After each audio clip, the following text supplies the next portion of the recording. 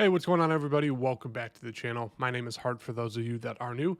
And today I'll be breaking down this NFL Week 3 Sunday main slate here on DraftKings. It's going to be an early look, first look at the slates. Obviously, it's Tuesday, so there is a lot of time left before the slate happens, and there's a lot of news we have to kind of go through and look at. That's going to determine how we want to play this slate. Obviously, there's a ton of injuries in the quarterback room, which we'll cover. But yeah, I'll kind of be going through my first look core plays. Obviously, they'll change throughout the week, so make sure to follow me on Twitter at HeartDFS. A lot of you guys are liking kind of these thread breakdowns for the Monday Night Football slates. I'll start doing it for Thursday Night Football as well. But yeah, I just post kind of all the key usage trends for the games and for the teams going into those slates. So make sure to follow me there. Hit that like button and subscribe, and let's get right into this video.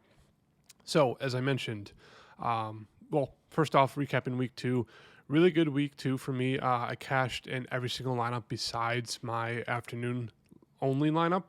But yeah, it's really good week. I kind of hit on everything I talked about in my week 2 kind of core play video. The Bears and Lions was a shootout, as I mentioned, could be a sneaky shootout, and that hit. So really good there. Really good with the the Giants and the Cowboys game. George Pickens play, Malik Neighbors really worked out well. So hopefully you guys had a good week 2. As I mentioned, with week 3, a lot of injury news in terms of the quarterbacks. It's really shaping up to be more so go with a value play at quarterback and then load up on either running backs, wide receivers, or go more so the balanced approach. There's a lot to like in terms of just different price ranges. So that's what it's kind of shaping up to be. The top 3 quarterbacks don't feel great right now. Jaden Daniels is questionable. Will he play? If he does, what's he going to look like? He'll probably be in a brace. Like, will there be rushing upside? That's a huge part of why you play him. And will he, be able to run? With that, and then Hurts, the offense is looking bad going against the Rams. Baker looking fine. It just doesn't really feel like there's a really, really safe spend up option. There's no Lamar. There's no Josh Allen. And then there's just a lot of value quarterbacks we can go to. In terms of this slate. So that's what really the quarterback situation is looking like right now. If I had to go to a guy in the top, Hurts would probably be my favorite play just because of the rushing upside. 6,800 yards, or 6,800 bucks. We obviously know they haven't clicked yet on the passing game. So if that clicks, obviously with the rushing upside as well, 6,800 looks pretty solid if you're going for a top guy and if you're not going for a value play. Another guy I will mention is Jordan Love. Pass funnel defense there in Cleveland. And then losing Jayden Reed is obviously unfortunate, but it helps us in terms of, kind of whittle down who we want to go to in terms of the pass catchers to stack with him. So I think he looks like a viable option. Herbert's been playing really well. Obviously, a lot of people to stack with him, so I don't mind getting to him. Moving it on down a little bit more, Dak Prescott 5,900 obviously looks fantastic going against the Bears. The, I think, highest projected total game on the slate so far. So I really think it's going to go 3 ways for the quarterbacks. Either you spend up for like a Hurts, or you go to a guy like Dak Prescott, or you go to one of the value quarterbacks. I think that's kind of what the quarterback situation is going to be like this week, which makes it for a very interesting slate in terms of the value plays and if they pan out. Moving on down a little bit more here, I will mention Caleb Williams. Obviously, the Cowboys defense doesn't look too great. 5,600 for Caleb, has rushing upside, has been a viable, fantasy-wise asset, and has a lot of players you can target or stack with him. So I do like him. I expect a bounce-back game here for Penix against Carolina, so I don't mind getting into him. Jake Browning will start for the Bengals. Going against that Minnesota defense, though, I don't love it at 5,500, but he's definitely in play just because of being able to stack him with T. Higgins, Jamar Chase, Chase Brown, etc. CJ Stroud, I mentioned it in my week 2 core play video. Something's wrong with him. Obviously, the offensive line is terrible, but still, he just doesn't look good. But it's a good matchup against Jacksonville. So it's like we know he has the capabilities. They do have Kirk. Christian Kirk is coming back, so maybe that opens up the offense. So Nico Collins isn't the sole focus point for them, and it helps them flow a little bit better. So I'll say he's more so a dart throw play. Another guy I'm not really sure what to do about is Daniel Jones. He's been playing amazing. As you can see here, 29 fantasy points and then 25. Obviously, huge rushing upside. When they get to the red zone, Jonathan Taylor's been really struggling to punch it in, and the news sneaks with Daniel Jones. So with him at 5,400, he's definitely viable. I don't mind it. It's just, is this a New Orleans Saints situation where last year the Saints, if you guys don't remember, they started out 2-0. I think they put up like 70 combined points in the first 2 weeks, and then look what happened. They were absolutely god awful the rest of the season. Could that be a Colts situation? Who knows? But I'd pump the brakes a little bit with Daniel Jones. In terms of the rest of the quarterbacks here, Trevor Lawrence, it's just, Brian Thomas Jr. is a big question mark right now. Going against the Houston defense, I don't love it. Drake May has looked, pretty solid, but once again, Pittsburgh D hasn't been as good as they should be. And I just don't feel great stacking May with any of his wide receivers. So you could do like a skinny stack with him, but I just don't think there's a need on this slate. Justin Fields could be out. If he's out, Tyrod Taylor could take over. I don't mind getting to him for value. We'll get to him in a second. That's really it from me here. Geno Smith, obviously coming off a terrible, Monday Night Football game there against the Chargers, going against the Washington D. We know he's a guy who can go for 20-plus fantasy points, can stack him with Jacoby Myers, Brock Bowers, even Genti if you wanted to. So at 5,200, he could be another dart throw play. McCarthy is out, so we'll get to the value play there in a second.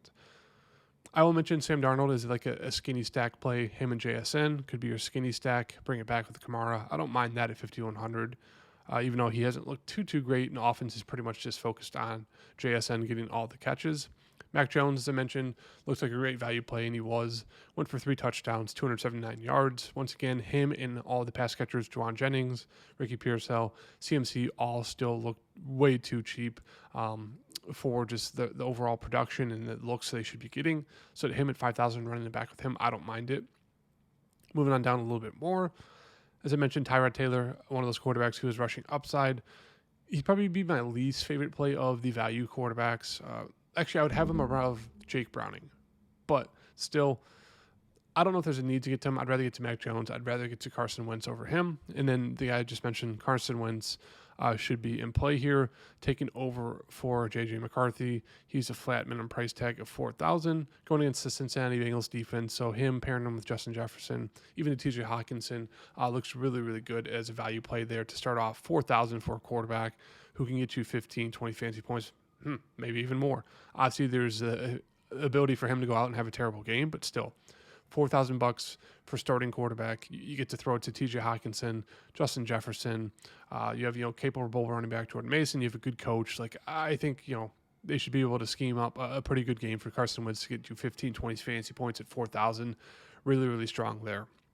So that's why I said it's shaping up to be more so a value quarterback slate this week for week 3. As I mentioned, a lot of news to keep an eye out on, so it could definitely change. But right now, I'd say go with one of the value plays. And then if you want to pay up for someone, either pay up for Jalen Hurts or go to a Dak Prescott in a fantastic game environment there against the Bears, who do not have Jalen Johnson. So CeeDee Lamb and George Pickens should feast. Moving on to the running back situation here, as I mentioned, with the value plays at quarterback, it's going to be very easy to pay up for at least 2 studs in the running back position or, wide receivers, however you want to go about that. But CMC and Bijan Robinson look absolutely fantastic. Once again, CMC definitely looks a little bit too cheap for just the amount of touches he should be getting, and his ceiling going against the Arizona Cardinals looks fantastic. Bijan going against Carolina, they both look really, really good. So I wouldn't mind getting to both of them in this situation, especially if you're going value at quarterback. Saquon, I think he's a great contrarian play. Like, if Bijan and CMC are going to get all the ownership for like the top running backs, I don't mind getting some Saquon Barkley there, because we just know the upside with him. 2 relatively quiet games, and he still went for 18 and 17. And we know he has the ability to go for 35, 40 plus. So it really comes down to ownership for me with him there. Jonathan Taylor, as I mentioned, has struggled in terms of touchdown upside, but still has gone for about 13 fantasy points and had a massive game last week, 32.5 against a really good Denver Broncos defense. So Jonathan Taylor looks really, really strong right now. I don't mind buying in on him. They're giving him a massive workload. Bucky Irving, one of those guys, going to get around 15 in rushing attempts, and he should see about 5 to 6 targets in the backfield. Really strong in this offense. Going against the Jets defense, who's looked really subpar. Don't mind getting to him once again. Moving on down a little bit more here. One of these games, Genti is going to have a good game. Who knows when it's going to be? I wouldn't be surprised if it's against Washington, 6,700. you can take a dart throw on him. I don't love it, but he's definitely there.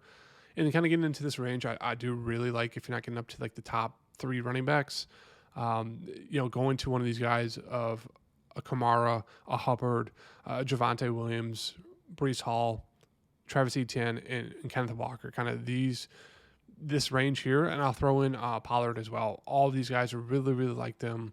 Obviously, we know the workload with Kamara, saw more targets out of the backfield, which is great to see. Moving it down a little bit more, Hubbard, another one of those guys who's been super quiet. Doesn't matter the game script. He's going to get the rushing attempts. He will get the targets out of the backfield. 5 in week 1, 6 in week 2. They're going to be down pretty much every single game. They're terrible. 6,200 for him looks pretty strong. Javonte Williams going against the Bears defense looks like an absolute smash spot for a guy who's been an absolute workhorse. 15 rushing attempts, 18. He saw 7 targets out of the backfield last game, which is great to see there. So 6,100 for a guy in a smash spot once again looks really, really strong. Breece Hall coming off, obviously they're just terrible there against the Bills. Good bounce back spot here going against the Buccaneers. So for him, 6,000, don't mind getting into that. And I do think it should help out a little bit more Tyrod Taylor as a quarterback.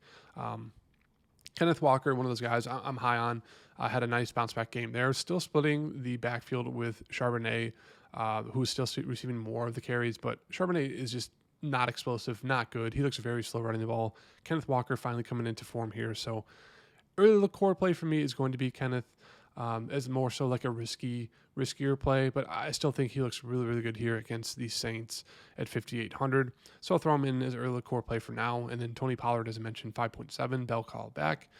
Would love to see more targets out of the backfield, but he's getting a bulk of the carries. I expect this offense to get into form, and he looks really, really cheap, going against this Indiana defense. So I do like some Tony Pollard if you're going to, pay down at running back. Moving on down a little bit more, Bill could be running back 1 with Austin Eckler out for the season. I just don't think there's a need to get to him. Like, I'd rather pay up a couple $100 more for one of those guys in the 6K range, or just pay up for a top running back. Moving on down to some value, Jordan Mason should be good to go. Aaron Jones Sr. looks like he should miss this week. It's still being evaluated, but it looks like they probably will be without him. As mentioned, keep an eye out on that. But if he's, Aaron Jones is out, Jordan Mason looks like a great value play at 5,400. Especially with Carson Wentz, they could look to run the ball a little bit more. Moving on down a little bit more here, Quinshon Judkins came back week 2. 10 fantasy points. Obviously wasn't the best. They were down huge there against the Baltimore Ravens, but 5,000 for running back 1 who saw a good amount of work there for his first game back. Didn't really practice at all throughout the offseason and preseason. He's definitely a value play. And then moving on down a little bit more by Shaw Tutton, kind of that RB2 there for the Jags. Has pass catching ability. Could be a running back 1 in the future there. If you're looking for a dart throw, you can go to him. But that's really it. Not a ton to like in terms of value plays. There's really no need to get cute in terms of value plays for this slate. Moving on to the wide receivers. Obviously, Chase looks really good. He should still get peppered with a ton of targets there. But obviously, Jake Browning's still on the ball, and they're going against Minnesota. So not a ton of confidence. Like, I'd rather just pay for CeeDee Lamb, 8,000. Going against the Bears, no Jalen Johnson. They look terrible. It just feels like a safe play. Justin Jefferson, absolutely love him this week, 7,500. He's just prime for a huge game. Puka Nacua, him and Devontae Adams look great. They're just getting absolutely peppered. They're receiving about 67% of the targets there for the Rams offense, as we know. So they're definitely too cheap for just the amount of looks they're getting. Nico Collins looks good against Jacksonville. They were really peppering him in last night's game. 2 red zone looks, didn't get anything out of it, but he did get a touchdown in the first quarter of the game there. 7,300 looks pretty strong.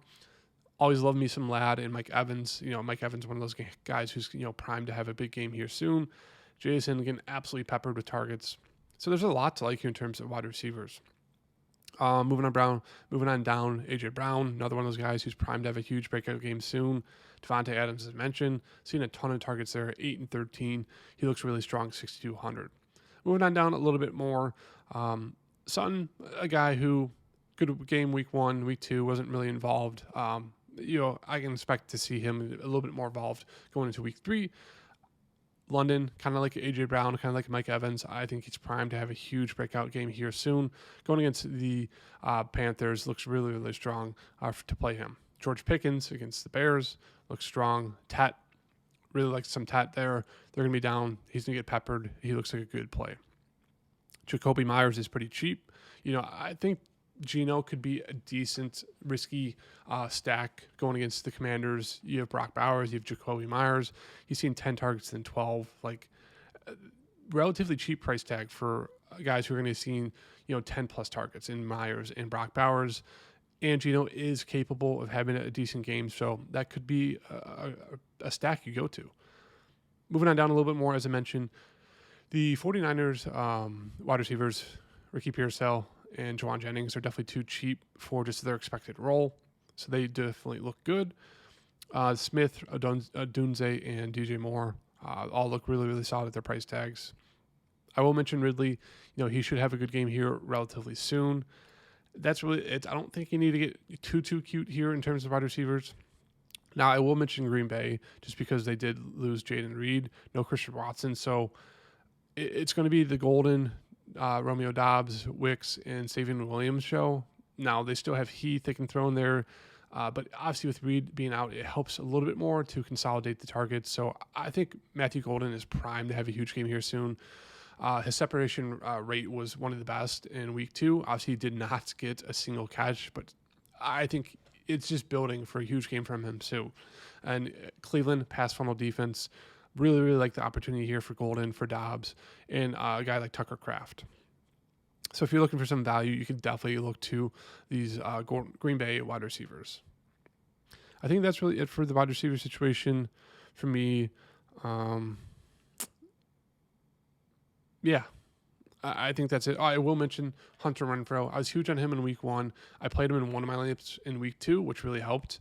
But he's 3,700.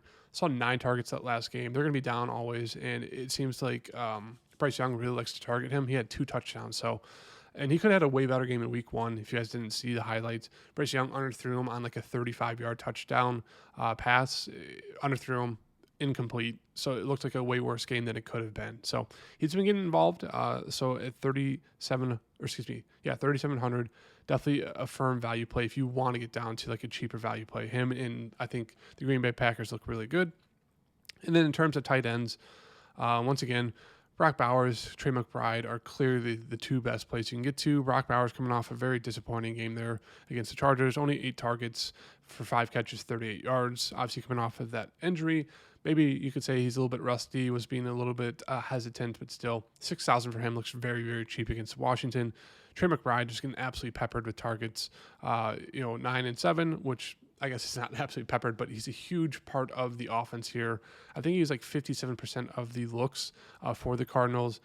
Would love more targets, but him and Brock Bowers look absolutely fantastic. Kraft, with no Jaden Reed, he should get more involved. I don't love the targets 4 and 7, but obviously he has that huge ability for the yards after catch, so he's definitely there.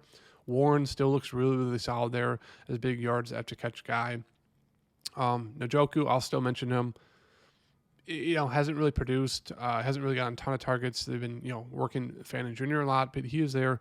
Ferguson, if you're going to go to Dak, either you pair him with, if you're going to go with Dak, either you pair him with CD and George Pickens, or George Pickens and Ferguson, or CD and Ferguson. Like, he had a really good game there, 12 targets. Expect another really good spot here against the Bears.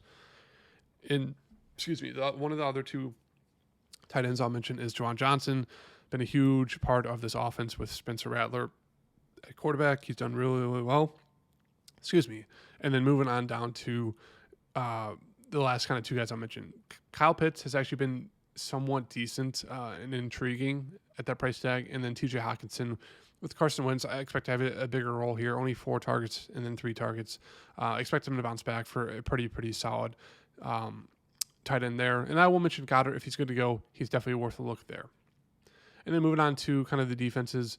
Right now, I really like paying up for the Seahawks defense going against Spencer Rattler, 3,600, or going against, picking the Vikings, going against Jake Browning, or even going against, or picking the 49ers defense, 3,100, going against Kyler Murray.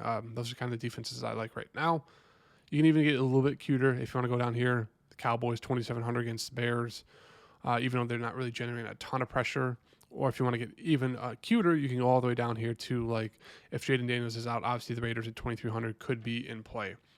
Now to kind of fill up the rest of this lineup here, let's just throw in some other guys for you guys.